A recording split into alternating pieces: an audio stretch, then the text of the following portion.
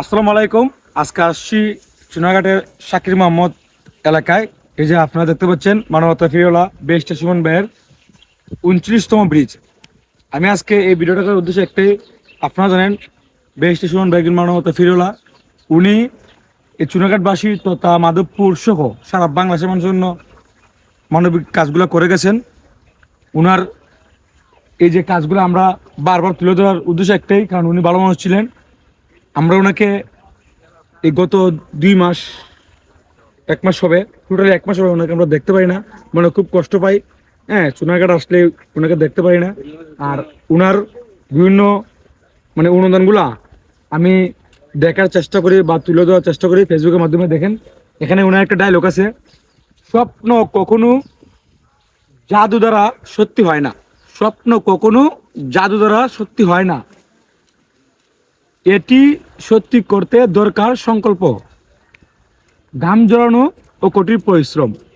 আসলে ওনার ডায়লগগুলা একবারে বাস্তবে মিল। আপনার স্বপ্নগুলা জাদু দিয়ে পরিবর্তন করতে পারবেন না, প্রচুর পরিমাণে ঘাম জড়িয়ে পরিশ্রম করতে হবে, তাহলে আপনার স্বপ্নগুলো পরিবর্তন করতে পারবেন। বেস্ট সুমন ভাই ওনার সর্বোচ্চ দিয়ে টাকা পয়সা শ্রম মেধা যা কিছু ছিল ওনার সর্বোচ্চ দিয়ে উনি শেষ পর্যন্ত চেষ্টা করেছেন উনি চুনাঘাট মাধবপুরবাসীর জন্য কাজ করার এবং সারা বাংলাদেশের মানুষের জন্য কাজ করার। আর দেখেন এই যে একটা দৃষ্টান্ত উদাহরণ, দেখেন এই ব্রিজটা, এটা হচ্ছে বাল্লা রোড যে রেলওয়ে রাস্তাটা আছে এটা আর কি। এখানে আপনারা এই যে একটা জিনিস দেখাই, আপনারা দেখেন এই জায়গাটা দেখেন ভিউয়ার্স, এটা দেখেন একটু একটু দিকে কেন, এই দেখেন এটা হচ্ছে আসলে কিন্তু পুরনো রেলওয়ে ব্রিজ যে আসলো ওটার একটা নিদর্শন। এই যে রেলওয়ের যে পাতগুলো দেখা নিচে দেওয়া আছে দেখেন, হ্যাঁ, রেলওয়ের যে নিচের রেল মানে কি বলা, এটা কিন্তু একটা রেলওয়ের ব্রিজ ছিল। এই ব্রিজটি কিন্তু ব্যবহার উপযোগী ছিল না, মানে একটা ভাঙ্গা ব্রিজ ছিল, না আসা যাওয়ার কোনো ব্যবস্থা ছিল না। এটা কিন্তু পুরনো বাল্লা রোডের রেলওয়ে রাস্তা, এটা পরিত্যক্ত হয়ে গিয়েছিল অনেকদিন আগে। বেহেশতে সুমন ভাই উনার নিজ অর্থায়নে এই পাকা ব্রিজটা তৈরি করেছিলেন। আমি বেহেশতে সুমন ভাইকে সেলুট জানাই। বেহেশতে সুমন ভাইয়ের জন্য মন থেকে দুয়ার ভালোবাসা রইল, ছিল, আশা থাকবে। আমি বিশ্বাস করি বেহেশতে সুমন ভাই আবারও ফিরে আসবেন এই বাংলার জমিনে।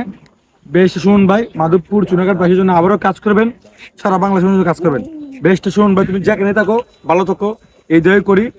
আর বেহেশতে সুমন ভাই তোমার অবদান কেউ ভুলে নাই। কিছু মানুষ বেহেশতে সুমন ভাইকে দালাল বলতে পারে, বা আমি সাইফুল ইসলাম শিপন বেহেশতে সুমন ভাই ভিডিওগুলো করি বিদায়, বা বেহেশতে সুমন ভাইয়ের বিভিন্ন উন্নয়নমূলক কাজগুলা বা নিজের অর্থায়নে উনি যে কাজগুলা করেছেন এই কাজগুলো আমি তুলে ধরি বিদায় মানুষ আমাকে দালাল বলে। আমি একটা কথাই বলি যে আমি বেহেশতে সুমন ভাই দালাল, এটা আমি গর্ববোধ করি। যাই হোক, আবারও বেহেশতে সুমন ভাইয়ের দীর্ঘ কামনা করে বেহেশতে সুমন ভাই যেখানে থাকুক ভালো থাকুক এই আশা ব্যক্ত করে বেহেশতে সুমন ভাইয়ের এই 29তম ব্রিজের সামনে থেকে আপনারা সবাইকে জানাই এই ঈদে মিলাদুন্নবীর ঈদ মুবারক। সব ভালো থাকবেন, সুস্থ থাকবেন। আল্লাহ হাফেজ।